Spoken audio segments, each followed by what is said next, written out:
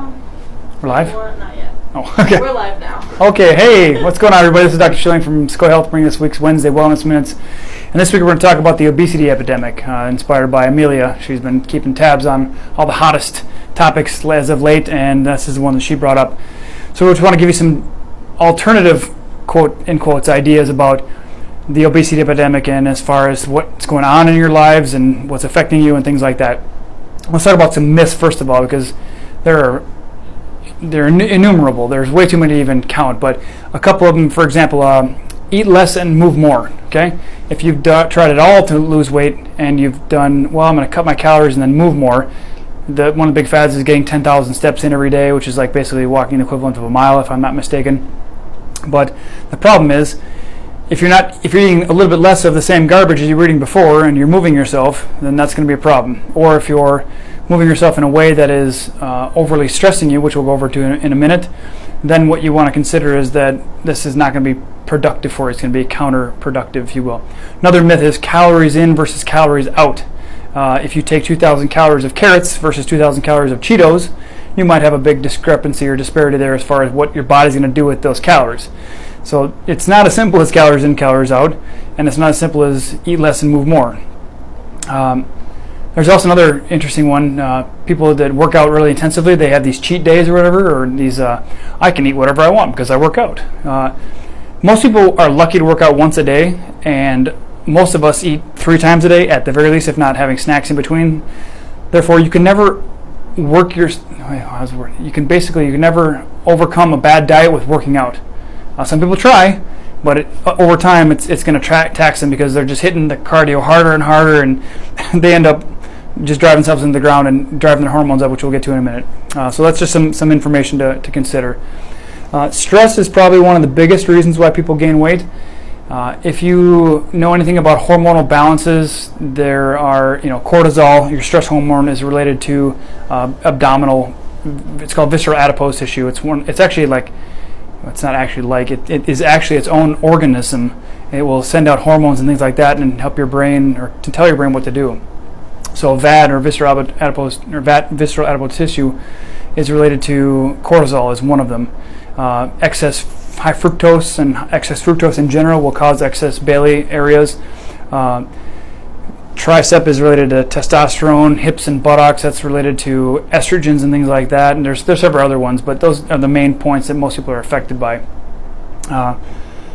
You want to understand that cortisol's job is to mobilize blood sugar. So if you're constantly stressed or constantly jacked up on coffee and caffeine like that, which is going to increase your cortisol, that's going to cause a constant dumping of sugar into your system, which then, of course, when your brain detects that, it's going to have to send out insulin, which then turns into insulin resistance. So you can see how excess stress and excess stimulants like caffeine are going to produce more insulin resistance, which is going to lead to more obesity. Genetics and weight loss. Consider that your DNA is not your destiny, your DNA is your opportunity. However, there are caveats to that. And so certain people are obese and certain people are not. Certain people carry weight and certain people don't. So each one of our DNA sets have a different effect on us. It's been statistically proven that if you have one parent that's obese, you have a 50% chance of being obese yourself. If you get 2 parents, then you're 80% likely to be obese in your lifetime. That's a pretty, I think they call it a damning statistic as far as that goes. That's tough. That's an uphill battle. The microbiome, which is your bacteria, mold, funguses, parasites, and viruses, they all play a role in your ability to maintain a healthy weight and things like that. So they've actually done experiments where they've taken mice and they've taken a skinny mouse and taken the gut bugs out of it and put it in a heavy set mouse and vice versa, and they've made the skinny ones obese and the obese ones skinny. It's quite remarkable. I don't necessarily know it's that simple. Maybe in the mouse model, because they don't have the frontal cortex, which is our power, which is our creativity center, which is our ability to create stress even though it's not there. You have a challenging thing that happens 3 months ago and you're still feeling it today, and you can think about it and all of a sudden you get all the same hormones going. Mice don't have that ability, which is why we're supposedly at the top of the food chain, if you will. But think about this. Everybody's different. Everybody's born into a different set of genes, a different body, and things like that. In theory, if you were to decimate someone's microbiome, that should cause obesity, right? Well, I had probably who knows how many rounds of antibiotics as a kid, ear infections, tubes, and the whole 9 yards with asthma and eczema and all this other garbage.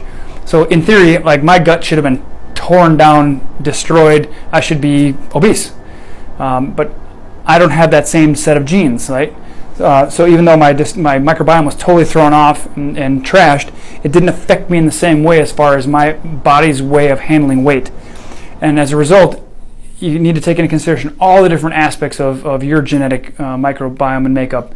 We do genetic testing here because it gives us a different window into a person's gene pool and what might be potentially causing them. It also gives us ideas on how they process fats, how they process caffeines, proteins, what we should eat, what we should not. So everybody wants to know, what do I eat, what I don't eat. It's very specific for each person. We can test for food sensitivities from a kinesiology standpoint, but we definitely want to get the genetic standpoint to understand what your genetic triggers are, and then we can go to even a level further and say what's active and what's not. What are you going to be affected by as far as that goes? So there are a lot of different facets to this here. So we mentioned insulin before. Insulin is the king hormone. For those people who are type 1 diabetic, autoimmune to the islet cells of the beta cells of the pancreas, they can't produce any insulin. And when insulin is not there, which is the storage hormone, then cortisol drives, and cortisol is catabolic. So insulin's anabolic, build up, store. Cortisol is catabolic. So if there's nothing to balance out cortisol, the body just starts breaking down. So people that have type 1 diabetes, they lose all kinds of weight, and they're super stringy and wiry and stuff like that, as an example. There are exceptions to the example in the rule, if you will. But we want to understand that insulin resistance is a huge problem in our country. The readily available refined carbohydrates relating to things that are based on flour, easily digestible things, rice puffs and things like that. This stuff is really affecting our lives, and of course the food industry has taken their attempts to make it the cheapest, the fastest, the most efficient in their product, and cost effective for them, and more costly to you in the end run. The high fructose corn syrups and the excess fructose is really driving up that visceral adipose tissue and the insulin resistance. While fructose doesn't drive the actual insulin effect, it does weigh down the liver in a big time fashion, and one of your major glucose processing centers in your liver. So glucose is turned into glycogen, which is stored in your liver and your muscles, and when that storage is full, your body says, hey, let's store it into fat, because we have nowhere else to put it. So fat is there for many different reasons. It's there to store energy, it's there to store insulation, per se. If we're toxic, if our liver's not working, it will store toxins. So don't always just curse your fat. If it's there for a reason, okay? You just have to balance your hormones and figure out what is your mixture of things that are affecting you. But when you have insulin resistance, you can't store it anymore. So it basically is this negative loop where you have insulin resistance. So when the key of insulin goes to the lock for insulin receptor, it just hits a dead end, because that insulin receptor has been hit so many times with insulin that what happens is the sugar doesn't get stored, so it stays floating in the bloodstream, so it stays high. Your body keeps sensing it, keeps sending out insulin more and more and more. So it's just it's like a dog chasing his tail, It's a really bad scenario. A couple of different areas you want to consider for digesting fats, because if we can't digest fats, then that's going to cause an issue with our gut and especially our storage. The bile production in the gallbladder. So the liver dumps out bile, the gallbladder collects it and intensifies it by osmosis, pulls the water off, so it makes it this really, really super concentrated soap. It's like you get the most concentrated soap ever at the store, worth or the equivalent of 100 different bottles in one, okay? So your body squeezes a little bit of that bile out there, and it's like throwing soap on a greasy pan. And what it does is it breaks down the fat so that your gut bugs, your bacteria, can then munch on that, and as weird as it sounds, they eat it and then they poop out stuff that our body uses, and it's this symbiotic relationship. What happens when we have sludgy bile or inefficient bile production, or our liver's just throwing that stuff out, or if you're one of the unlucky ones that have had your gallbladder cut out, you now have an Achilles heel. You can no longer digest fats in an efficient way. If you eat your fats exclusively between 11 a.m. and 1 p.m., you might be lucky enough to have a surge of bile that comes out of your liver and resulting in adequate digestion of the fats. But gallbladder function is critical, and gallbladder, of course, is dependent on the liver being healthy. So if the liver's unhealthy, you're going to have a big problem. Now, when you think about obesity, think about people that talk about lack of metabolism, gaining weight, and things like that. So think of the thyroid when you think of the liver. Oftentimes we have things like Epstein-Barr and other viruses like cytomegalovirus. We could have a parasitic infection in the liver, which is causing an inefficient conversion of our hormones from T4 to T3 and then T3 to the active form, is active T3. So that can definitely affect your metabolism, which will cause you to gain more weight. So it's really need to look at a more global thing than just saying, I have too much fat and I got to get rid of it. Well, you'd better figure out what your detox pathways are doing, why your metabolism is not working, why you're insulin resistant, what lifestyle choices you're making, and things like that are affecting you, because no one thing causes any one thing. You're not just fat for no reason. I mean, people who gain weight are not that way for no reason, and there are multiple issues relating to this. And no one should say, oh, woe was me. There are things you can do. And so when you need the help of a professional, that's when you call us or somebody like us who can say, okay, here's your fat tissue. This is where it's coming from. Maybe it's insulin resistance. Maybe you already eat, mostly vegetables and limited proteins and some fats, and you somehow still gain weight. There's a reason behind it. It's not by chance, okay? Let's talk about exercise for a second. People think, just like fruit, the exercise, you can't do too much, right? You can't get enough. You exercise 4 hours a day, it's fantastic. That's called excess, okay? Too much of a good thing will kill you. Just like drink too much water, you'll drown. It's just a simple concept. But people are tending to thinking cardio is the end-all be-all. Like, if I just get on that treadmill or the elliptical and I just slog out 55 minutes or an hour or whatever it is, I feel better about myself.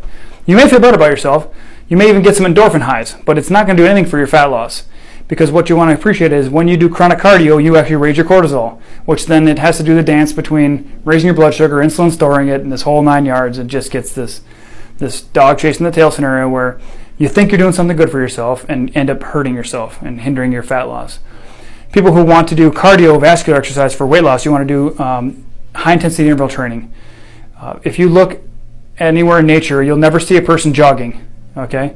No squirrel comes out of a tree and jumps on an elliptical and starts bumping their arms or jogging, right? No species on the planet other than human beings jog or do something steady state, like one speed the whole time. The best example I can give you in terms of how you should move your body, in my opinion, and I think it's backed up by science, is that watch a child run around the playground. They will run over there, climb up there, stop and pant for a couple seconds, and then bam, they're gone again, right? They don't sit still. They don't say, Mommy, Daddy, let's go for a jog, right? It just doesn't happen because they've never been indoctrinated into the world of chronic cardio and just continually like, I'm going to go to 26.2 miles or whatever it is, 13.3. No, my math is terrible right now. It doesn't matter. 13.1, thank you. What matters is understanding if your goal is to decrease your fat loss, you need to increase your muscle mass. You must have a larger furnace to burn the calories that are coming in and to mobilize the stores. So when you exercise, you're going to mobilize blood sugar, mobilize sugar stored in your muscles in your liver, and when those are taxed, then you're going to go into your fat stores. And once you go into your fat stores, if your furnace is burning hot enough, if you have enough fuel, enough muscle in your body to burn that, that's when you're going to start breaking those down. Okay, but you have to make sure you have a healthy liver, your bowels are emptying, your kidneys are strong. There are all these different facets to it that you want to appreciate. It's not that simple. So hook up with a professional that can help you, guide you through this process, can help you work on, if you need to, a lower calorie restricted diet, work on your exercise, when to exercise, what's right for you, and things like that, because it needs to be personalized for you. Resistance training, so either body weight, which is what I do a lot of. You can use bands, you can use machines, you can use free weights, whatever floats your boat, but do high intensity interval training. Look up Peak 8, peak like the peak of a mountain, 8. Dr. Mercola publicized it a while back. It's basically his form of high intensity interval training. So you do 3 minutes of warm up, just brisk walking, then you do 8 alternating sets of 30 seconds, 80% max, and then you back it off to like 30% max. So alternate high, slow, high, low, high, low, high, low, 8 times, then 3 minute cool down. If you need an explanation, just look up Peak 8. It's easy to follow. It's pretty straightforward. But resistance training is your key to building your furnace stronger and burning more fat and getting your body lean. Okay. Some innocent activities people think are innocuous, which means they have no impact. Chewing gum. Chewing gum is a big problem. you have to understand that you're putting something in your mouth and you're actually activating your jaw like this, which is telling your brain that you're probably eating something, which is then going to send a signal down your neurochemistry through your vagus nerve, and that's going to tell your organ systems to start moving, the motility, like your guts are going to start squeezing to move things toward the exit, and it's also going to get your gastric juices firing, and it's going to make you hungry, and it's going to make your brain think, oh, we got something coming down the pike, so we got to adapt to that. So that's one thing. Chewing gum, not only is it bad for your jaw because you end up tightening your jaw muscles and you're shortening the ligaments in your jaw, which is not good for you, but you're also going to cause the cascade of hormones in your body. You'll trigger your oral colic. It's called your they call it oral anus or oral colic reflex, which as soon as you start moving your mouth, things start moving toward the exit. Okay, simple as that. And then drinking 0-calorie sodas or beverages, things like that. Hey, I've got 0 sugar, right? What's the latest? There's probably a 0-calorie beer now, for God's sake. Who knows? I mean, if you're going to do it, just do it. But don't get the artificial stuff like the erythritol and xylitol and all this other garbage, these fake sugar alcohols and stuff like that. If it ends in OL, it's a sugar alcohol. That your brain is going to sense some sweetness, even though it's not the same thing. It still hits the same pleasure center, the same center in your brain that's going to process things. Okay, even though like sweet and low or aspartame is going to fire this side of your brain, and this is not anatomically accurate. Just as an example, stevia or things like that will fire over here, and sugar will fire over here. Okay, but your brain perceives a similar thing. Okay, so it's going to start the gastric juices moving. So drinking a 0-calorie beverage, you're going to think, oh, this is fine, I'm not getting in, but you're still going to get things moving. Okay, so it's going to have an effect on your neurochemistry and your biologic and your hormones. You can't really do anything without having a consequence of some sort. You just have to be aware of what the consequences are. Mindful eating is a big one. Put down your cell phone, turn off the TV. Food consumption and eating should be like a ceremony. You cherish the food. You're mindful of it. You're identifying, yes, I'm eating avocado. I should really be mindful about my gallbladder producing healthy bile, my the hormones in the saliva coming out to break down the carbohydrates in my food and things like that. The gastric juices in my stomach burning hotter to burn down the proteins and break them down so my body can use them. You be mindful about these things. Be present with what you're eating. Don't ever eat when you're upset. Okay, you're basically gonna. What happens when you're upset is your body says, I need to fight or flee. Okay, so it's going to shove all the blood out to your extremities and away from your viscera, which is your digestive system. But when you're calm, you're centered, you're mindful, it's going to pull it in here and down here. That's why they say, don't eat or don't go swimming for 30 minutes after you eat, because what's supposed to happen? All the blood's going to come in here. You're out there trying to swim, and all of a sudden, I got a cramp. Okay, whatever it is. Okay, that's an example. You get the idea. If you really need to save your life, I think you'd probably be pretty safe if you just swam, but the idea is that you focus on your digestion and not be limited in that sense. So get rid of the screens. Don't ever argue while you're doing food. Stay off the TV. Turn off the computer. Be mindful about what you're eating. Okay. Let's talk a little bit about the neuroemotional stresses related to eating and or obesity, if they will, because they are multiple. There are multiples of them. So, for example, someone who carries excess cellulite. Some people complain about cellulite, some people don't. But self-devaluation complexes are pretty common. And in our culture, there's a lot of people teaching you to not feel so good about yourself. You should be ashamed of yourself. You're not worthy of that. You haven't earned this, and blah, blah, blah. So self-devaluation complex is a pretty big issue with the obesity and the fat tissue we're holding on to. It comes specifically from the cerebral medulla, which is the connective tissue right down the middle of the brain. And there's a lot of different aspects to that, but that's what controls fat deposition in your body and the types of fat, whether it's a fatty cyst like a lipoma or whether it's cellulite or visceral adipose tissue. That's what's controlled by that area. Water retention, people who are heavy set tend to hold on to water. That's really about a survival issue. Your body's holding on to water to avoid perishing. Okay, so if you feel bloated or have edema and stuff like that, your body is most likely in some type of I don't want to perish, so I'm going to hold on to the water kind of conflict. It can also be abandonment, not necessarily the water, but and holding on to excess weight can be related to abandonment issues, isolation, feeling worthless, things like that. And what can happen is we feel like we're not getting things from the outside, so we feel like we need to hold on to them on the inside. Okay, so that's an example. Neuroemotional stresses related to organ systems like the gallbladder, fat metabolism. We're talking about fear and or disgust with a person or situation, and so that can be, We think of the gallbladder as the Minnesota point, as I've mentioned multiple times. So anger, frustration, resentment, and disappointments is a big issue with the gallbladder. That's why we call it the Minnesota point, because it's a land of passive aggressiveness and people holding that in. And what happens is when you don't deal with it up here, it gets buried down here, and emotions that are buried alive stay alive. So they get built up in the tissue, and it becomes dense, and then you get gallbladder stones. And the next thing you know, they're saying, "Oh, well, Mrs. Jones, we got to cut that thing out of you because it's not working." All right, sure. I guess, is there any problem with me having that out? No, there's no problem. You'll be fine without it. It's like your appendix. You don't need that thing. Absolutely incorrect, but that's what you're told by the medical professionals. Your choice, get it cut out or not. I would say there are a lot of things you can do to keep it, but you got to talk to someone who knows how to do that. So let us know if you need help.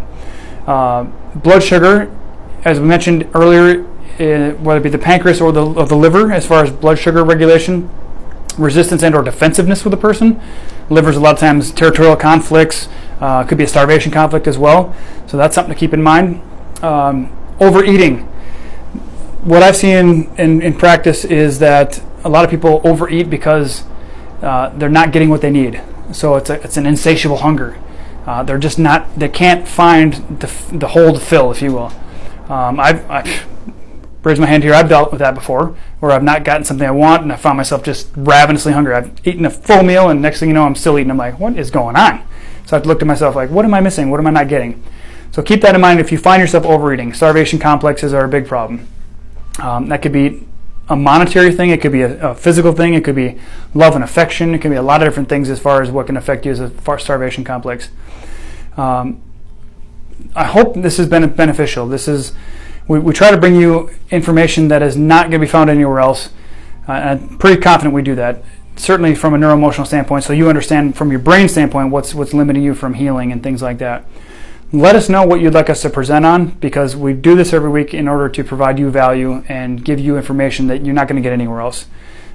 You're one of our tribe. You are part of our movement. You're a trailblazer. You're someone who needs to know things that are not available on the mass media.